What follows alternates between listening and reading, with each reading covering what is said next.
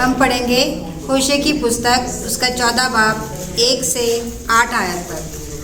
हे Israel, अपने परमेश्वर यहोवा के पास लौट आ, क्योंकि तूने अपनी अधर्म के कारण ठोकर खाई है। बातें सीख कर और यहोवा की ओर लौट कर उससे कह, सब अधर्म दूर कर अनुग्रह से हमको ग्रहण कर, तब हम धन्यवाद रूपी बलि चढ़ाएंगे। अशूर हमारा उद्धार ना करेगा, हम घोड़ों पर सवार ना होंगे और ना हम फिर अपनी बनाई हुई वस्तुओं से कहेंगे तुम हमारे परमेश्वर हो, क्योंकि अनाथ पर तू ही दवा करता है। मैं उनकी फाटक जाने की आदत को दूर करूँगा, मैं सेत में उनसे प्रेम करूँगा, क्योंकि मेरा क्रोध उन पर से उतर गया है। मैं इज़राइल के लिए ओस के समान हूँगा, पर शोषण के समान फूले फलेगा और लबानोन के समान जड़ फैलाएगा। उसकी जड़ के पौधे फूट कर निकलेंगे, उसकी शोभा जैतून की सी होगी और उसकी सुगंध लबानोन की सी होगी, तो उसकी छाया में बैठेंगे। वे अन्न के समान बढ़ेंगे, वे दाखलता के समान फूलेंगे फलेंगे और उसकी कीर्ति लबानोन के दाख मधु की सी होगी। एप्रैम कहेगा, मूर्तों से अब मेरा और क्या काम। मैं उसकी सुनकर उस पर दृष्टि बनाए रखूँगा। मैं हरे सनोवर सा हूँ, मुझी से तू फल पाया करेगा। ये परमेश्वर का जीवित वचन है। परमेश्वर का धन्यवाद। Second reading taken from the book of Romans, chapter 8, verse 31 to 39. दूसरी रीडिंग हम करेंगे रोमियो उसका 8 बाब उसकी 31 आयत से लेकर 39 आयत तक। अतः हम इन बातों के विषय में क्या कहें? यदि परमेश्वर हमारी ओर है तो हमारा विरोधी कौन हो सकता है? जिसने अपने निज पुत्र को भी ना रख छोड़ा, परंतु उसे हम सब के लिए दे दिया, वह उसके साथ हमें और सब कुछ क्यों ना देगा? परमेश्वर के चुने हुओं पर दोष कौन लगाएगा? परमेश्वर ही है जो उनको धर्मी ठहराने वाला है। फिर कौन है जो दंड की आज्ञा देगा? मसीह ही है जो मर गया वरन मुर्दों में से जी भी उठा और परमेश्वर की दाहिनी ओर है और हमारे लिए निवेदन भी करता है। कौन हमको मसीह के प्रेम से अलग करेगा? क्या कलेश या संकट या उपद्रव या अकाल या नंगाई या जोखिम या तलवार? जैसा लिखा है, तेरे लिए हम दिन भर घात किए जाते हैं, हम वध होने वाले मेढ़ों के समान गिने गए हैं। परंतु इन सब बातों में हम उसके द्वारा जिसने हमसे प्रेम किया है जयवंत से भी बढ़कर है।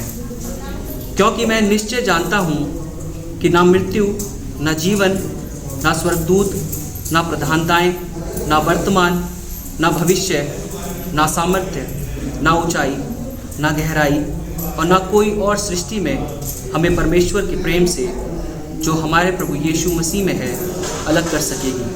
ये परमेश्वर का जीवित वचन है।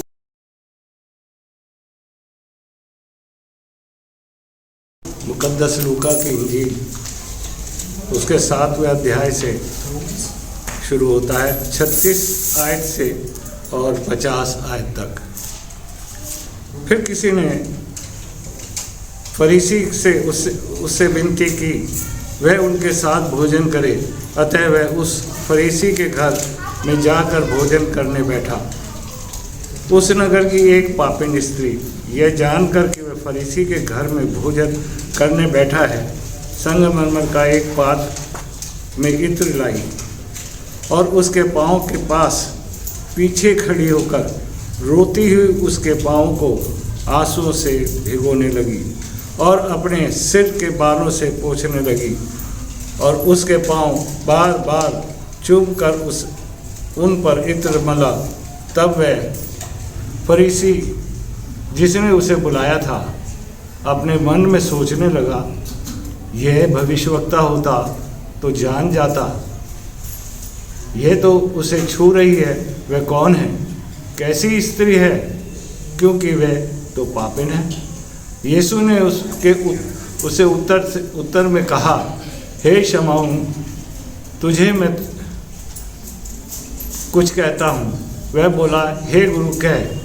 किसी महाजन के 2 देनदार थे, एक 500 और दूसरा 50 दिनार का देनदार था। जब उसके पास बांटने को कुछ न रहा तो उसने दोनों को क्षमा कर दिया। इसलिए उनमें से कौन उसे अधिक प्रेम रखेगा? शमौन ने उत्तर दिया, मेरी समझ में वह जिसका उसे अधिक छोड़ दिया। उसने उससे कहा, तूने ठीक विचार किया। और उस स्त्री की ओर फिर कर उसने शमौन से कहा, क्या तू इस स्त्री को देखता है?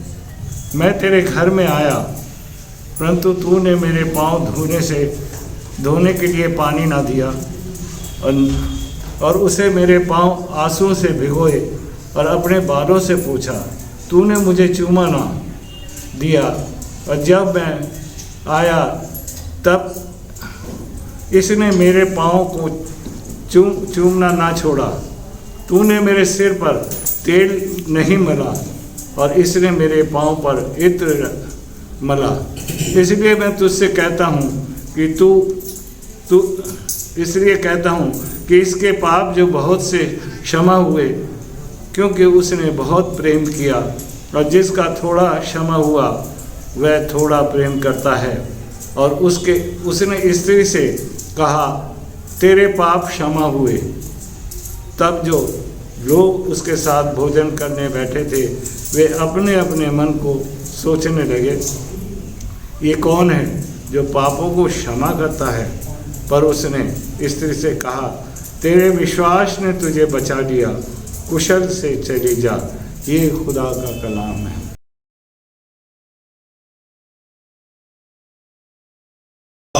हम यहोवा के लिए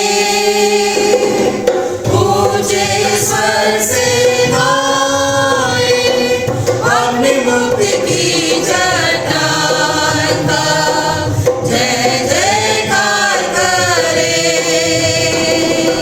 आओ हम यहोवा के लिए ऊंचे स्वर से गाएं, अपनी मुक्ति की चट्टान का जय जयकार करें।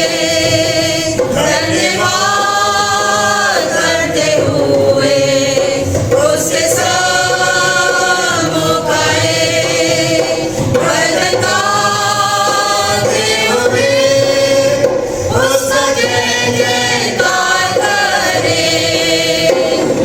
धन्यवाद करते हुए उसके सम्मुख आए, भजन गाते हुए उसका जय जयकार करें। आओ हम यहोवा के लिए ऊंचे स्वर से गाएं, अपनी मुक्ति की चट्टान का जय जयकार करें। क्योंकि यहोवा महान ईश्वर है, सारे देवताओं के ऊपर महान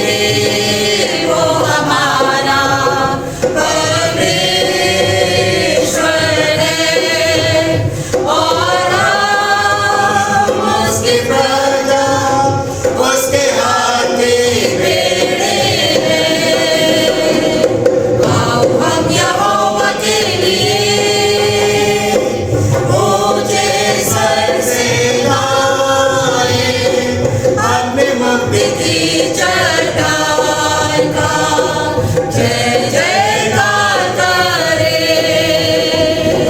आओ हम यहोवा के लिए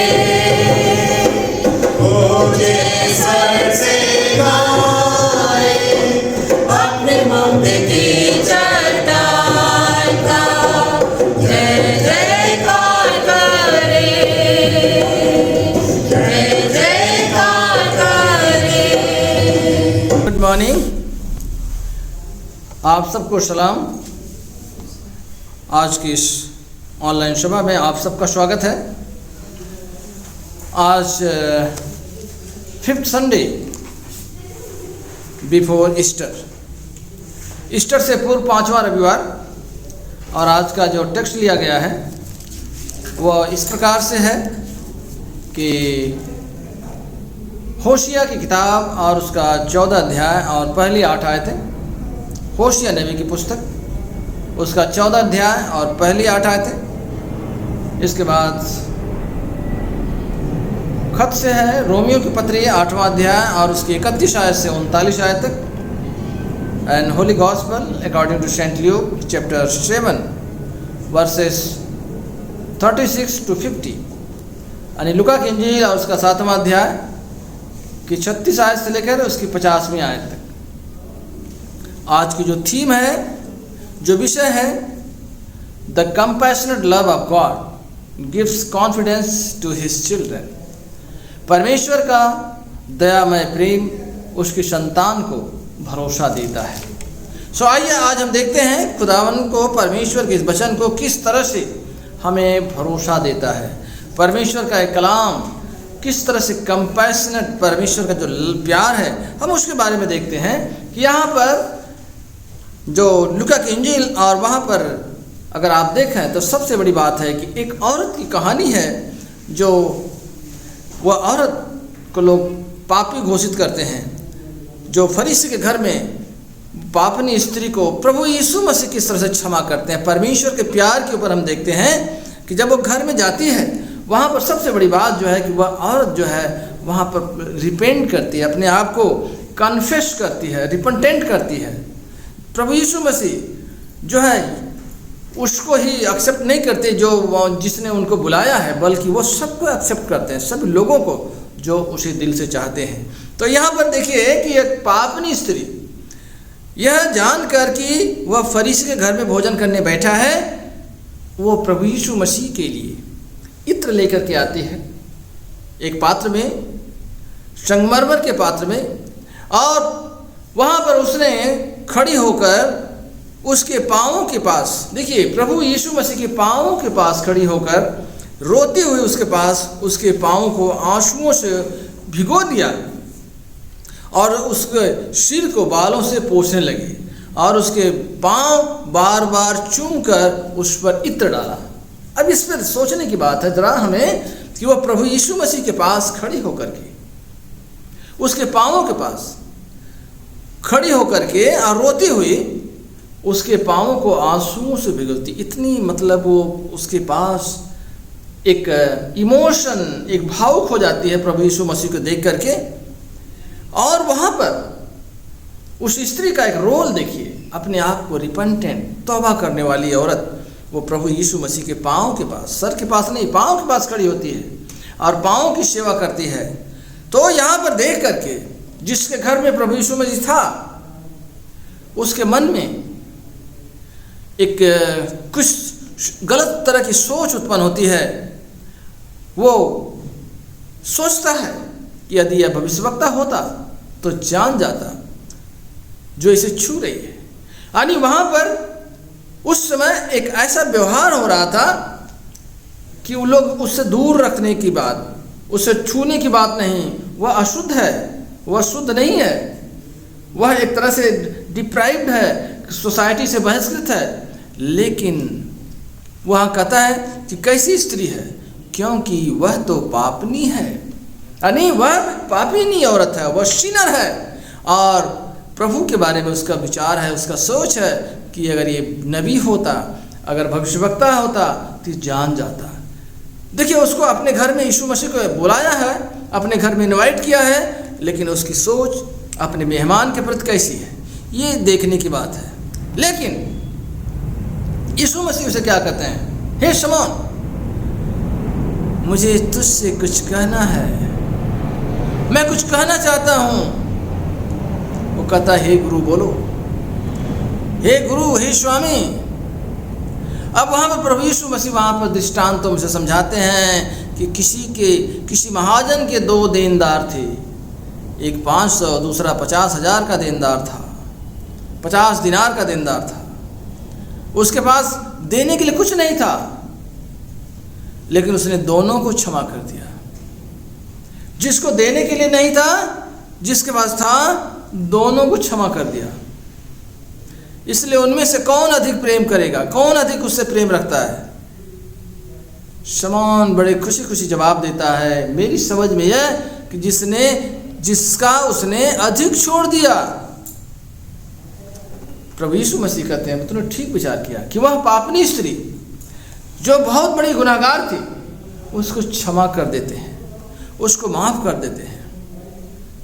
और उस स्त्री को फिर उसे इस शमौन ने कहा, क्या तू इस स्त्री को देखता है? मैं तेरे घर में आया, तूने मुझे मेरे पांव धोने के लिए पानी नहीं दिया, मुझे पानी पीने के लिए नहीं लाया। इसने मेरे पांव को अपने आंसुओं से भिगो दिया। देखिए एक भक्त का भाव। यह एक भक्त जो है परमेश्वर के प्रति, अपने प्रभु के प्रति, अपने गुरु के प्रति कितना डिवोटेड है। वह स्त्री कितना डिवोटेड, कमिटेड परमेश्वर के प्रेम के लिए। और मैं तेरे घर में आया, प्रभु कहते हैं, मैं तेरे घर में आया, तूने मुझे पानी पैर धोने को नहीं दिया, इसने मेरे पैर आंसुओं से धो डाला। तो उसमें बड़ा कौन है, तूने या ये? तूने मुझे वो प्यार नहीं दिया जो प्यार इसने मुझे दिया है। इसने मेरे पाँवों को चूमना न छोड़ा, पाँवों को, सर को तो छोड़िए, पाँवों को। तूने मेरे सिर पर तेल नहीं मला, इसने मेरे पाँव पर इत्र मला। यानी एक प्यार का वहाँ पर जिस घर में इनवाइटेड है उसकी तुलना और एक पापी, एक सिनर वुमेन के साथ में, एक औरत के साथ में जो है प्रभु यीशु मसीह यहाँ पर उनको सिखाते हैं, उनको बताते हैं, कंपैरेटिव आइडिया लगाते हैं। देखो तुम्हारे अंदर और इसके अंदर में कितना फर्क है, तुम क्यों इतना सोचता है? इसलिए मैं तुझसे कहता हूँ कि इसके पाप जो बहुत थे वो क्षमा हुए, क्योंकि इसने बहुत प्रेम किया। जिसने बहुत प्रेम किया, प्रेम से बढ़ करके कोई चीज़ नहीं इस दुनिया में। प्रभु कहते हैं कि जिसने प्रेम किया है वो परमेश्वर से पैदा हुआ है। जो लोग उसके साथ भोजन करने बैठे थे वे अपने आप मन में सोचने लगे, यह कौन है जो पापों को भी क्षमा करता है? उसके घर में, उस फरीसी के घर में प्रभु यीशु मसीह बैठे थे। लेकिन यहाँ पर आप देखिए कि परमेश्वर कितना दयालु है। पौलुस इसी बात को कहते हैं कि हमें परमेश्वर के प्रेम से कौन अलग कर सकता है? हमें कोई परमेश्वर के प्रेम से कोई अलग नहीं कर सकता है। कहता जिसके साथ परमेश्वर है उसका विरोधी कौन हो सकता है? जिसके साथ प्रभु है, जिसके साथ परमेश्वर है, उसका विरोधी भी कोई नहीं हो सकता। इसलिए कहते हैं परमेश्वर के उन लोगों को दोष कौन लगाएगा? क्या हमें संकट, क्या उपद्रव, क्या अकाल, क्या बीमारियां, ये सारी चीज़ें कोई परमेश्वर के प्रेम से अलग नहीं कर सकते। परंतु इन सब बातों में हम उसके द्वारा जिसने हमें प्रेम किया, जयवंश, जिसने हमें, प्रभु ने, परमेश्वर ने हमसे प्रेम किया, क्योंकि मैं निश्चय जानता हूँ कि न मौत, न जीवन, न फरिश्ते, न प्रधानताएं, न मौत, न वर्तमान, न भविष्य, न सामर्थ्य, न ऊंचाई, न गहराई और न कोई सृष्टि में हमें परमेश्वर के प्रेम से जो प्रभु यीशु मसीह में अलग कर सकता है। इसलिए हम अगर प्रभु के चरणों में आते हैं, अगर हम उस स्त्री की तरह अपने आप को प्रभु के चरणों में बैठते हैं, प्रभु के चरणों में अपने आप को ध्यान लगाते हैं, तो प्रभु हमें उतना ही प्यार करता है। अगर हम प्रभु से प्यार करते हैं तो try to sit at his feet, उसके चरणों के पास बैठें, और उसके चरणों में बैठने का आनंद ही कुछ और होता है। इसलिए प्यारे जीजो, हम इन बात को जानें और अपने आप को रिफ्लेक्ट करें, मनन करें। क्या हमने कभी प्रभु यीशु मसीह के चरणों के पास बैठने की कोशिश की है? क्या हमने उसके चरणों को अपने आंसुओं से धोने की कभी कोशिश की है?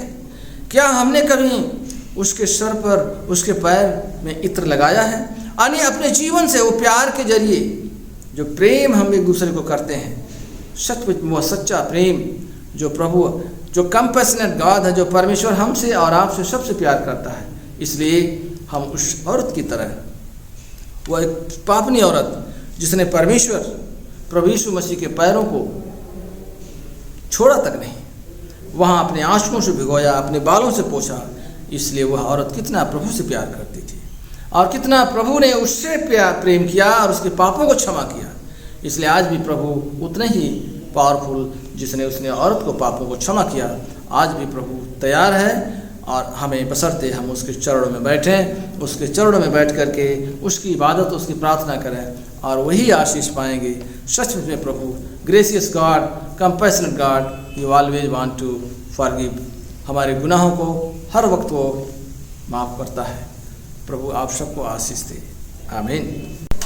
आइए हम अपने ईमान का इकरार करें। हम खुदावंद कादिर मुतल्लक बाप पर ईमान रखते हैं जो आसमान और ज़मीन का खालिक है। हम यीशु मसीह पर ईमान रखते हैं जो खुदा का इकलौता बेटा और हमारा खुदा है। वह रूल कुदूस से पेट में पढ़ा, कुंवारी मरियम से पैदा हुआ, पैंतुस पिलातुस के अहद में दुख उठाया, मसलूब गया, मारा गया और दफन हुआ। आलमे अरहा में उतर गया, तीसरे दिन जी उठा, आसमान पर चढ़ गया और बाप के दाहिने बैठा है।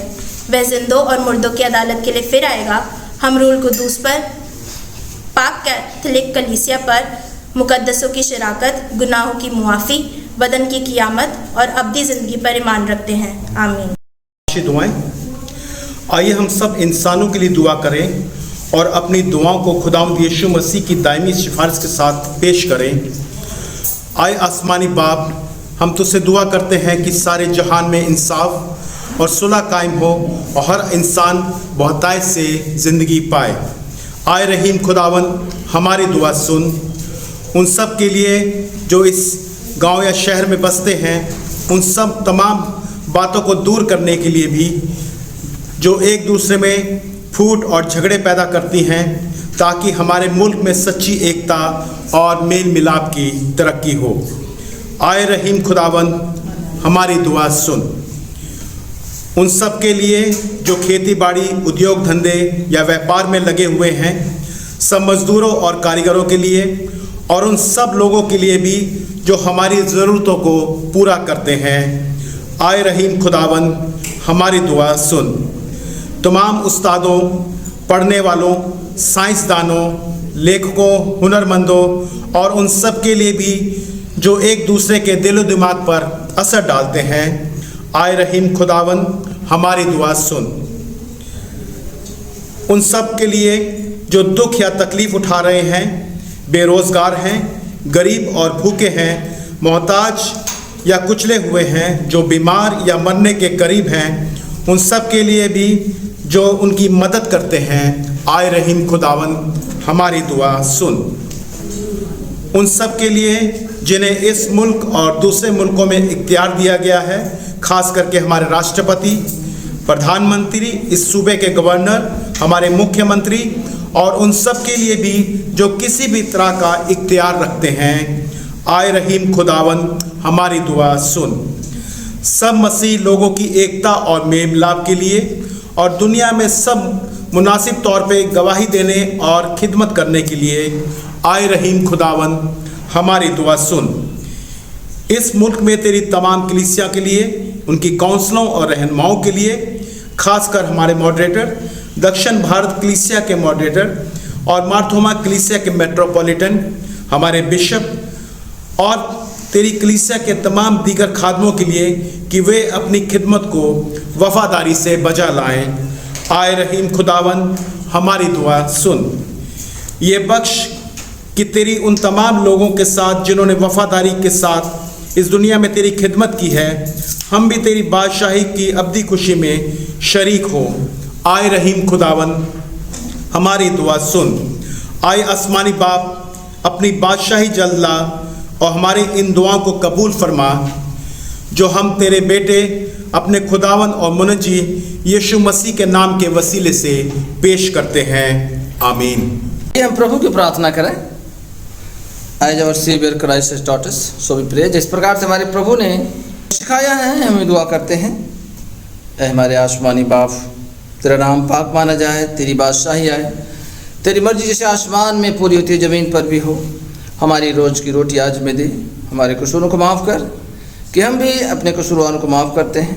हमें आजमाइश में न पड़ने दे, बल्कि बुराई से बचा, क्योंकि बादशाही और कुदरत और जलाल अब तक तेरा ही है, आमीन। खुदा का इत्मीनान जो समझ से बिल्कुल बाहर है हमारे दिलों और ख़यालों को खुदा और उसके बेटे हमारे खुदावन यीशु मसीह की पहचान और मोहब्बत में महफूज रखें। कादर मुतल्लक खुदा बाप, खुदा बेटा और खुदा रूहुल कुद्दूस की बरकत आप सब पर हो, आप सबके साथ हमेशा होती रहे, आमीन।